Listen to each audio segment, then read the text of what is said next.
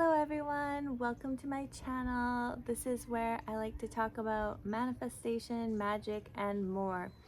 Today I'm going to talk about how you can manifest huge dreams, big things, things that maybe right now you don't think are possible, and just the reasons on why you should think they're possible and how that will help boost your manifestations.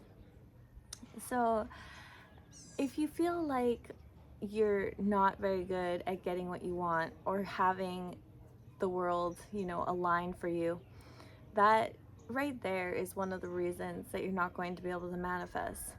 There's some stuff and some people in the world that you've probably seen or heard about that you're just like, what the heck? Why does everything, how do they do that? Like, there's just people that are almost like freaks of nature when it comes to manifesting, and they're just crazy manifestors, and they can get whatever they want.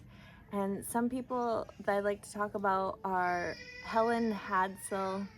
She's like this girl that, our lady, she's passed now, but she was considered the contest queen. She won over 2,000 contests that she entered. And it all started when she read this book that was basically saying that when you want something, you have to ask for it, visualize it, and believe in all your heart, and it will come true. Well, the first contest that she ever entered, she did this and she won.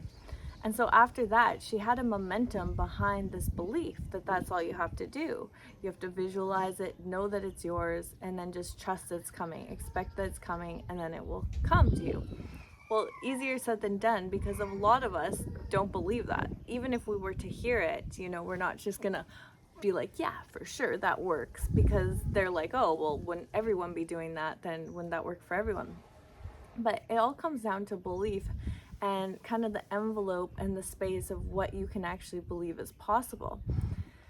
And so for her, it was easy, and that just became her life. And everyone else is like, that's not even possible. She breaks like the laws of, logic. And so it doesn't really make sense. And the same with Reagan Hilliard. She's a girl that speaks with Mindvalley that has just manifested so many things in her life, to being a multimillionaire, to having her dream partner, to having a huge space of land and her, dream project. And she just is constantly manifesting, and it seems beyond possible. But this is possible for every single human. It's really about if you're going to start recognizing where your beliefs and your thoughts are at, and if you're going to start being able to believe in yourself in a larger way. And I believe that this isn't all by coincidence, and there's not just some random luck. Even look at Trump. I thought this was crazy, but I don't like to talk about politics much, but when Trump got elected the first time, I just thought he was such a crazy manifester. First of all, because he really thinks he's all that. He thinks he's so amazing. He thinks he's so great. I was like, oh, well, for sure that he would manifest into that position, because in his head, he thinks he's like the almighty. Of course, he's the best president. And if you believe in yourself that much, you're going to have other people believe in yourself that much, and you're going to attract that into your life. And some people were saying he's a sociopath, or maybe that's not the right word, where he like loves certain people and he just loves himself so much, and he's kind of inconsiderate. But that kind of works in his favor, because he got into, now he's been in office twice, and he's just like thinks he's so amazing that I believe he's attracting all these other people to think he's so amazing.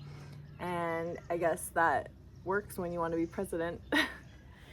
But there's lots of these cases where people just, maybe they blow up over a really short time, or maybe they just luck out and they just keep winning the lottery, or they have certain things that they're just like, what the heck, that person is so lucky, or it's because they have beliefs around that. And with logic, we like to say that things aren't possible, like statistically there's only this percent, like to win the lottery, it's 1 in 30 million chance. So I'm not probably gonna win it. And if you're telling yourself I'm not probably gonna win it, then you're not going to be that 1 in 30 million. There's no way. Like, there's just no way. I think some people that win the lottery and they lose it all, they're attracting it from a different angle. They're probably saying to themselves, oh, if I have a lot of money, I'll just blow it. Or if a lot of money comes to me, that'd probably be the worst, because I would probably feel even worse and I'd probably lose it anyways. And, you know, like, they might have an attraction and a fear that they think so much that they're going to lose their money, that then they get that money and it's gone. Because there's a lot of, like, lottery winners that the story doesn't end very good, because, and you're just like, how did that person blow like 200 million or $100 million? Because they had that vibration and they were setting themselves up for defeat. It's so much about what we believe in ourselves and what we think is we're capable of and where we're standing, that we're going to attract more of that thing. So I think it's super important to really see, what are we telling ourselves? What are we saying? Are we saying that we're not a winner? Are we saying we never win things, that we're never lucky, that we have never won a draw? Do we say that, you know, I'll only ever have enough to get by, or I could never buy a house with this market these days? You know, see where you're actually doing well and what you're telling yourselves.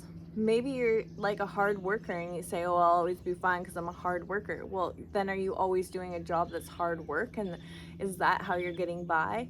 You know, and I think that it's really important to redefine some of these things, because they become some subconscious programming. It doesn't just change overnight. You can't just start telling yourself or writing that you're a millionaire and then you're going to be the next day.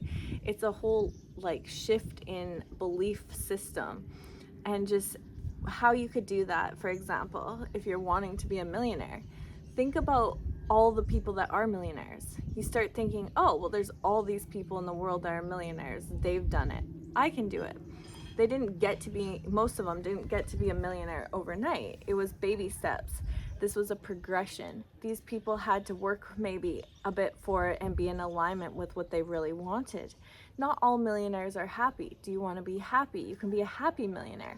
You need to see if you have limiting beliefs, because you might say, oh, with money comes stress. With money comes, you know, you don't have a life, or you don't have a lover, or you don't have whatever. And you really need to start confirming confirming ways where it could be in alignment with your highest good. And it's kind of a slow process, because things are going to come up for you. Like, maybe not everyone, it might not be slow. Don't tell yourself that. Tell yourself it'll be quick. But for me, I noticed, like, I would get through one thing and then I'd have another limiting belief come up that I didn't even realize I had. And it's just a process of unpeeling and uncovering, kind of like an onion. You go through one thing, it's one layer, you know, you're learning about yourself that's maybe a limiting belief, and then you have this other thing that's attached to this, and you just keep going through. And you have to go through and work through really what it is. Maybe you just think, like, I had a friend that was like, oh, I know that if I ever got too famous that I'd probably be killed, because he was saying that he knows a lot of information about like the world, and he just thinks that he'd be a threat to society. And I was like, oh, well, that's not very good. Like, you know, I don't think that that's true. Like, there's so many rich people that are very smart that haven't been killed off. There has been people that have known information that have been killed, but they probably had that belief. And that's where I'm talking, like, I think that it's all about where we have beliefs, and it's also good to be safe. If you know you have a belief that you think you're always going to be robbed or your house will be broken into, well then sure, until that belief is gone, you should lock your doors, and you should be on the side of caution. Don't leave stuff in your car. But if you get rid of that belief, I didn't lock my house for years. Like, I never locked my car for years. I was never broken into. I never was worried about it. I never thought about it. It wasn't something, and then, like, people around me are getting broken into because they had attracted that energy, I believe.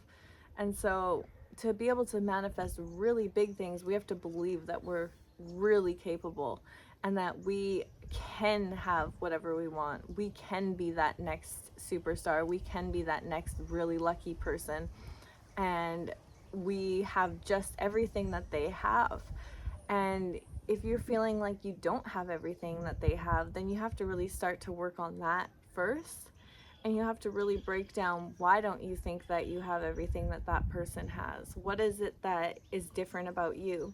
And maybe you think it's all the hardships you've been through, or maybe you think it's because you're broke right now and you need money to make money, or, you know, these little things. Or is that really true for everyone? No, like there's so many different situations where people have come from nothing, or people have come from really broken homes and broken, you know, I guess maybe mental illness or anxieties or all this thing, and people have overcome a lot of this and have gotten to places where they are no longer that person. Like, there's huge transformations that happen within people, and to start labeling and limiting our potential based on our current situation is just really detrimental to our dreams.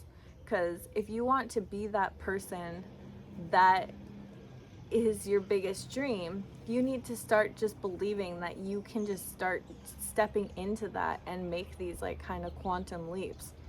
If you want to be really confident, or you want to be a singer, or you want to be able to perform in front of people, and right now you're so afraid of that, well, you don't just, you know, if the more you tell yourself that you're afraid, the more you tell yourself that you can't do that or you're not that person, the more you're going to stay in that.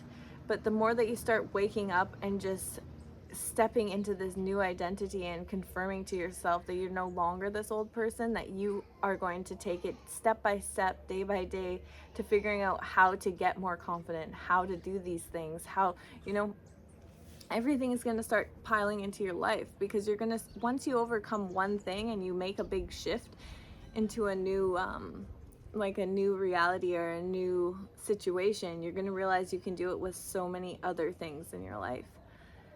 And I think that that's the first step for believing in yourself on a big level. And then the other step is just really trusting and believing in magic, believing that not everything is a statistic, not everything is just so black and white. And there's so many people that have beat the statistics beyond what we say is normal. There's people that have had miraculous healings, or like the women that can lift cars off of a baby, you know, that's rolled over their child, or someone that survives a crazy something because everyone says that there's no way that they should have. Even Dr. Joe Dispenza is a good example. He works with like now helping people have miraculous healings based on like brainwave activity and types of meditation, like helping them become supernatural. He's really inspiring because he also was in an accident and told that he would never be able to walk, and he didn't accept it. He was like, no, that's not going to be my reality. And he said he laid in bed like picturing his neural pathways like healing themselves, and within like a week or something he was able to walk, and doctors were like, this is impossible. And then after that he wanted to go on to study how this works, because he knows that our minds are so powerful and there's exceptions, you know. And I think that to be able to manifest your hugest dreams, you have to believe in the exceptions. You have to believe you are also that exception. And yeah, I just wanted to hop on today to explain this because I think it's really cool and really important for everyone. If you want to have, you know, your dreams come true and have massive things shift and happen in your life. I hope you're all having a lovely day, and we'll talk soon. Bye bye.